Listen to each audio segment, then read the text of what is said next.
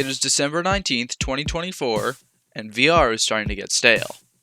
Besides a couple exceptions, the main VR game people have been playing is, of course, Ghost of Tabor, a VR extraction shooter. It was clunky, fun, engaging, heavily PvP focused, and very satisfying. But at the time, a lot of people were getting fed up with Combat Waffle not fixing a lot of bugs and introducing new ones. But overall, Ghost of Tabor was a very solid game. But little did everyone know that Caveman Studios, the developers behind Contractor Showdown, were cooking something big. It was not until that fateful day in December where everyone got to see what they were working on. An extraction shooter that intentionally set itself apart from Tabor. Ladies and gentlemen, I present to you Contractor's Exfil Zone.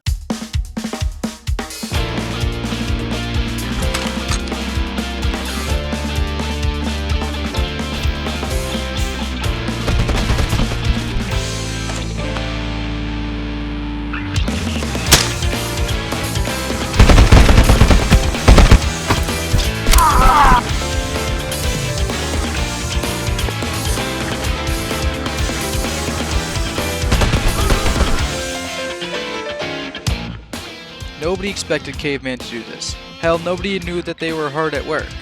So at first people thought it was an arcade-like extraction shooter, since up to that point that is what Caveman has been known to make.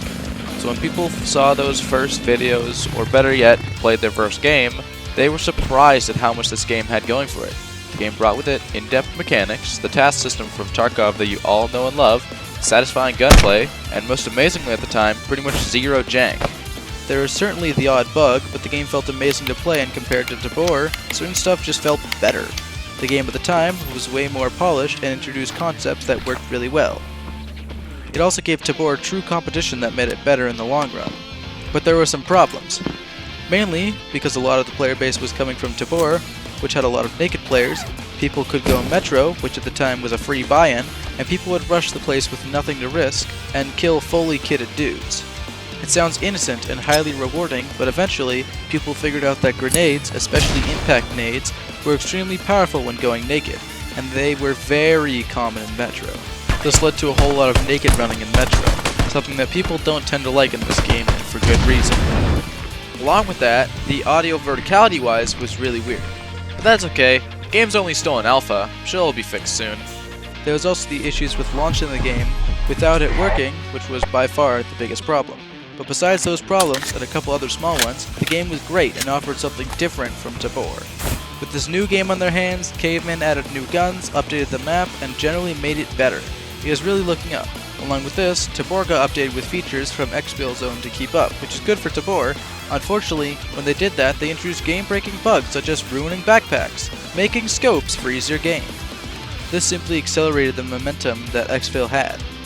The next update introduced the resort map, made Metro a buy-in, requiring a ticket to get into. The most controversial of all, introduced the safe container, which lets you store items in it and keep them after death. This along with a new map that had a high density of high-value items, including the bank, which if rushed, could give you a free 200k if you run naked and stuff whatever you find into the safe container. This just made the naked problem so much worse, but hey, at least the Metro entry fee will make that map both fair and free of naked players, right? Well, no, because it was around this time where duplication bugs were starting to rear their ugly heads, a sinister omen of what's to come. A little into this, we also started to see what I like to call golf balancing. This is where, when an item is too strong or too weak, it will either be buffed or nerfed, but in the laziest way possible, and the fastest way, like a game of golf. If the balancing fails and the item is still really overpowered, it's most likely more annoying to use now, but still meta, meaning that you're forced to use an annoying weapon or concept because, you don't want to fall behind in the wipe. If the weapon does fall from grace, then usually Caveman didn't foresee what the consequences of the change will be. In this case, they buffed the RYTS face shield to a protection level 5 in an attempt to make it more viable or something. Honestly, I don't know why they buffed it when it was already really good, but this buff caused it to become the most used helmet when people had the option, and it still is. And then came the dreaded Unreal Engine 5 update. Caveman really wanted to knock it out of the park with this next wipe update. A better anti-cheat, a gunsmithing system, a new map called Smuggling Tunnels, a new trader, and biggest of all, an engine update. The game would be moving from Unreal Engine 4 to UE5. which they promised would give us better visuals, less bugs, and better performance. So let's go down that list, shall we? First of all, a better anti-cheat. At first it worked, but after a good month or two, it was back to the usual. The gunsmithing system. It worked really well actually, although the addition of a new trader meant that you had a new trader to grind, but besides that, it was really fun to find parts, put them on your gun, and actually get kills with them. The new map had the exact same problem as Metro did upon release. Too many people going naked and rushing either grenade spawns or high value spawns. It kinda broke the economy, but hey, we've seen it before, so it's not the worst thing. However, the engine update was the real stinker of the update. You remember how I said that the game felt really good and polished when it released? We can say goodbye to that. It still doesn't feel super janky like Tabor did on Exfil's release, but it introduced multiple new bugs and made the game feel just generally worse. How about performance? It was also taken out back. Now with the improved engine, the game ran really badly. There was constant rubber banding, especially on the big maps, which sucks because those were the maps I mostly ran. It further encouraged people to run the new smaller maps because they perform the best. But worst of all, the update butchered the AI. The AI was already pretty bad in this game. They had bad gear, short vision, decent aim, and bad loot. This made the PvE aspect of the game pretty bad, but it was still passable. But now the AI is abysmal, and no exaggeration, is some of the worst aiming AI I have ever seen. From a distance of 50 meters, they cannot hit you. All they do is make noise. Combine that with the zero reason to loot them, and you get an absolutely awful PvE aspect of the game. As well as that, they also start strafing and randomly stopping, meaning it is harder to predict where they're going to be and kill them because it's harder to actually hit them. Their view distance also got an upgrade, further making them noisemakers. If they see you once, then the second you go back into line of sight for even a split second, they will shoot at you. This includes if you reposition completely around them and peek them from behind. Apparently, they have thermal vision in every spot around their head, including above it for some reason, and inhuman reaction speed to do basically everything besides aim their gun. Also, they are very common pretty much everywhere and can't really be avoided, since they patrol in areas that you need to go across and have the aforementioned thermal vision. The noisemaker enemy can't be stealth past in the game where making noise is risky. All of this makes an incredibly annoying AI. The amount of times I've been trying to get the jump on a player or been sneaking out of a no-win situation just to have this god-awful AI give my position away is more than I can count. The AI isn't rewarding to fight, fun to fight, and actively gives you a disadvantage against other players. To emphasize my point, imagine if instead of scabs, at random, a gunshot sound effect would play in your general location. You can choose to shoot first to remove the sound, but then you still made noise. That is current day scabs. As well as that, boss AI was downgraded from a walking tank with a pellet gun to a walking loot box with a water blaster that would, no exaggeration, lock onto your position if you were in their respective location, and kinda trade you like 5 bullets for some of the best armor in the game. Except they were always legally required to have a bad gun with bad ammo, since, you know, they're not allowed to actually hit you. Something I also didn't mention is that the new AI makes the game extremely PvP focused, because what the fuck else are you gonna play the game for? The thrilling boss fights? But since the game is also so gear focused, making this game PvP focused simply denies you from accomplishing anything if you join late. It isolates a certain demographic that played this game for the PvPvE because now it's not PvPvE, it's PvPvN. If I wanted to fight AI that felt like robots, I would play Arc Raiders. Well, at least the looting still feels good, right? Oh, okay. Guess not. Yep. Not only is more valuable loot easier to find, but also slightly before this was the update where Caveman let us put keys inside safe containers, making money even easier to make and making the naked problem even worse than it ever has been. It's especially bad now because the new map, Smuggling Tunnels, had way too many key spawns than any map should have, so you either ran naked on Smuggling Tunnels or you were behind in the early wipe. It also takes away the risk-reward factor of running a key. The risk being that if you die with the key, you lose it, but the reward is that if you make it out alive, or even just to the door, you get untold riches. Now, there is no risk, because you can just put the keys in your safe container. If you die in raid, sure, you lost your kit, but the most important part is still with you, in your safe container. It also means that since keys are safe, then why bring only one key? Why not bring multiple per raid and come out with 2 million every single raid with minimal risk? It ruins the economy and removes the risk factor, which is something that helps make extraction shooters so captivating. So the UE5 update was a disaster, but surely the next update can't get any worse, right? No, actually.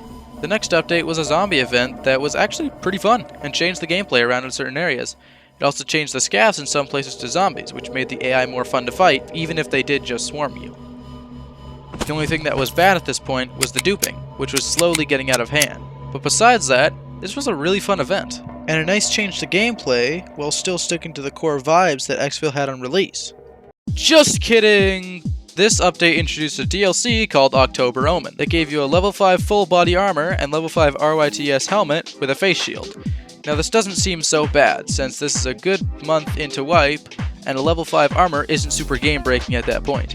That is until you realize that this DLC carries into other wipes, and you get the items at the start of the wipe, meaning that this matches the textbook definition of a pay-to-win DLC.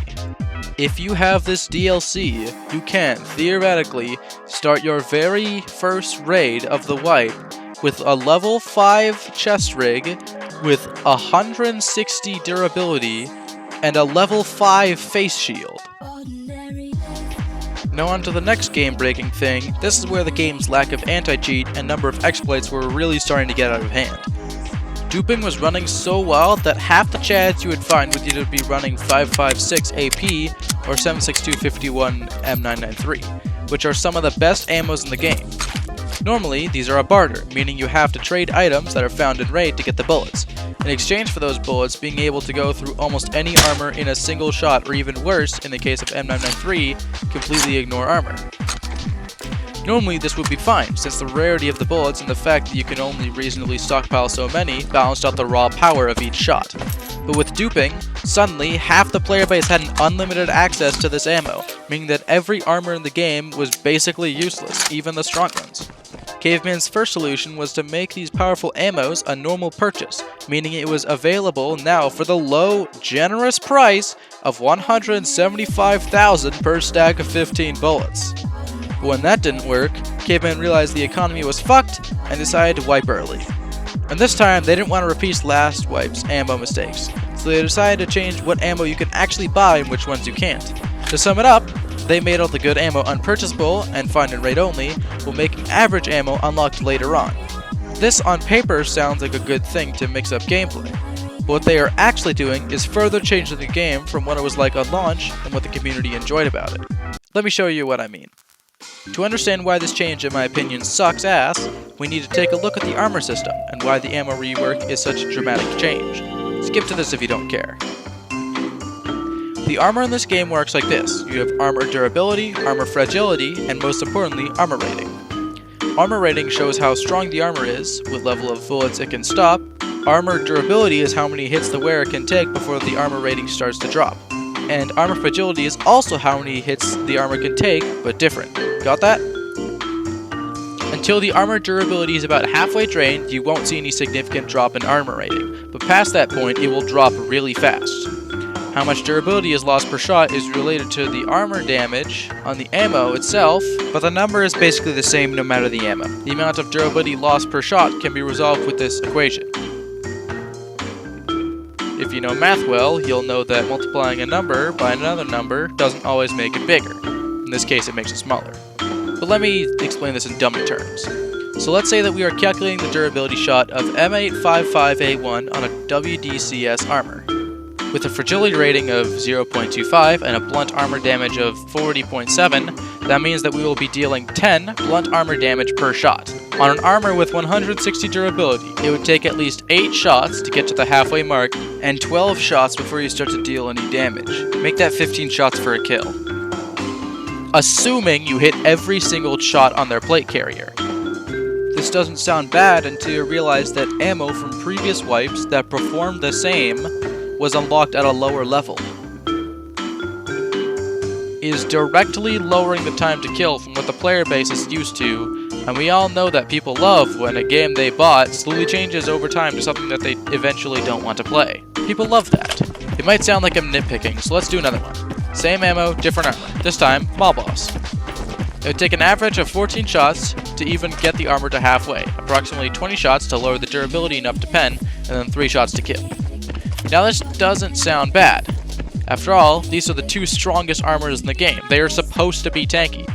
But compared to previous wipes, the TTK has been lowered drastically, and just because the armor is expensive doesn't mean it's rare. The Mall Boss has that brain-dead AI that I talked about, and stuff like the WDCS and IMTV, the SD full protection, and most often, the October Omen WDCS are the standard when it comes to armor. Oftentimes, level 5 to 6 armor rating is what you will find, and now while it is technically balanced, it's going further and further away from what people bought the game for in the first place. Also, they didn't fix duping, meaning now, the player base that isn't duping, both armor and ammo, now has worse ammo to fight back against the dupers with. During the editing process, I also realized something else. The time to kill against a kitted player can be multiple seconds due to armor, but if your bullet can penetrate the armor, then the time to kill can go from 1 to 3 seconds to around 0.5 seconds or even instantly if you hit a headshot. But if your ammo is slightly too low pen, it's going to take multiple shots to get to the point where the shot penetrates. Because almost all ammo has relatively similar blunt armor damage values, and they all need to get armor durability to relatively the same point, that means that if you can't pen the armor in the first 2 shots, which is already unlikely, all ammos perform exactly the same. What I'm saying is that these 2 time to kill ratios should not exist in the same game, especially one with such a huge duping problem right now. Now I do actually have a suggestion for this, and that suggestion would be to make this graph a straight line. It would mean that while lower tier ammos would barely benefit from this, mid tier to high tier ammos would have a faster time to kill, because now they can start to pen before the halfway mark, because they don't need to lower the durability as much. Alright, that rant's done. Back to the actual video. Leg meta has been a thing since the start of the game, but now that everyone has worse ammo and Caveman Studios introduced dedicated leg meta ammo that deal crazy amounts of damage, the usage of leg meta skyrocketed. Ammo and the time to kill got nerfed, so people switched to leg meta because it had a really high time to kill. This clearly shows that people like a high time to kill. However, it also isolated certain playstyles, such as literally anything long range. It also lowers the skill ceiling because stuff like headshots don't work anymore. The only option you had was to shoot them in the feet until they died, so Caveman nerfed damage done to limbs and damage spread, as well as the flesh ammo's damage in an attempt to make leg meta less dominant. Except, by lowering the damage spread and damage taken on limbs, they are once again directly lowering the time to kill.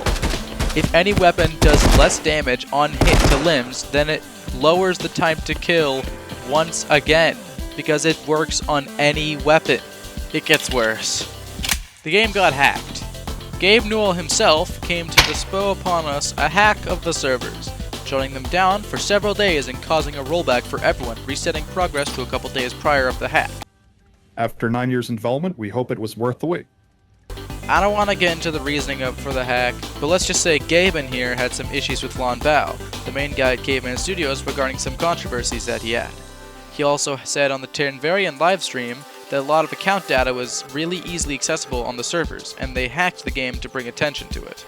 After the hack, the devs added the compensation store, a feature that just gave you free gear, including great armor for really cheap, so that didn't help with the ammo problem. And so now, here we are, current time. Let's do a recap, shall we?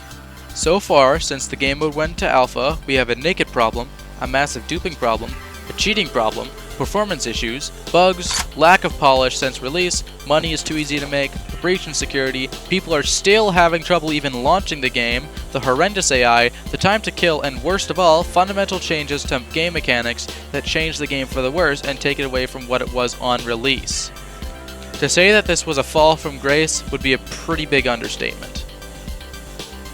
Now why am I making this? Personally, because I loved Exfil Zone, and a game that was in a similar situation, Helldivers 2, got revived. So if I can help try and save this game from the clutches of live service, then I will do my part. And I do truly believe that Caveman Studios can save this game if they try and think past nerf this concept, or we just gotta push the update out now, and especially, we fix duping this time, guys, I promise. They had a great game on release, but it has changed too much from what I bought the game for, and so I will be parting ways with it. Thank you for watching.